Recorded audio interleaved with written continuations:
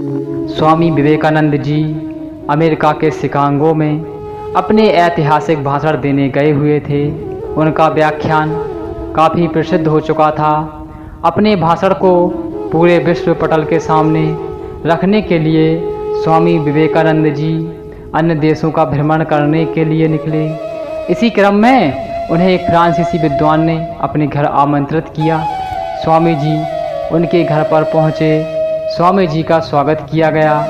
स्वामी जी के लिए फ्रांसीसी विद्वान ने स्वामी जी के लिए अच्छे भोजन का प्रबंध भी किया।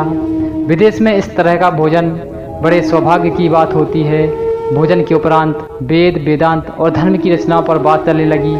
स्वामी जी ने वहाँ एक मोटी पुस्तक लगभग 1500 पृष्ठों की होगी। स्वामी जी ने अपने मेज़बान से पूछा, यह क्या है? मैं इसका अध्ययन करना चाहता हूँ। मेज़बान ने आश्चर्यचकित होते हुए पूछा, क्या आपको फ्रांसीसी आती है? स्वामी जी विवेकानंद ने जवाब दिया, नहीं। स्वामी विवेकानंद जी ने अपने मेज़बान से फिर कहा, मैं इस पुस्तक को पढ़ना चाहता हूँ। मुझे 1 घंटे के लिए इस पुस्तक को दे दो, मैं इसे पढ़ लूँगा। अब उन सज्जनों को थोड़ा झटका सा लगा और उन्होंने थोड़ा खींचते हुए स्वामी जी से कहा कि इस पुस्तक को मैं पिछले 1 महीने से पढ़ रहा हूँ और अभी तक आधा ही नहीं पढ़ पाया हूँ।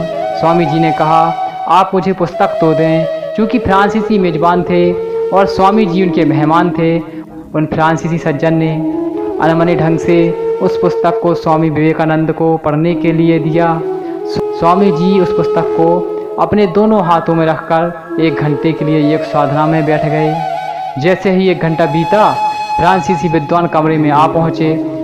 आने के साथ उन्होंने स्वामी विवेकानंद से प्रश्न पूछा, क्या आपने अध्ययन कर लिया है? स्वामी जी ने कहा, अवश्य।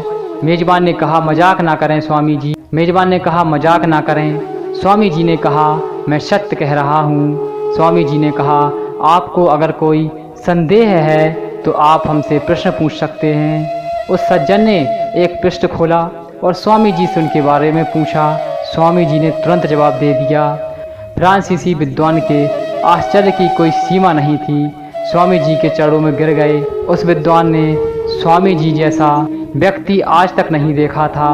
उन्हें यकीन हो गया था कि यह कोई साधारण व्यक्ति नहीं है, यह असाधारण है। तो दोस्तों, इस कहानी से हमें शिक्षा मिलती है कि किसी का भी आकलन जल्दबाजी में नहीं करना चाहिए। जो काम आपसे नहीं हो पाए, ऐसा नहीं है कि कोई दूसरा उसे ना कर पाएगा, ठीक है? कि इसलिए किसी का भी आकलन जल्दबाजी में नहीं करना चाहिए, ठीक है दोस्तों।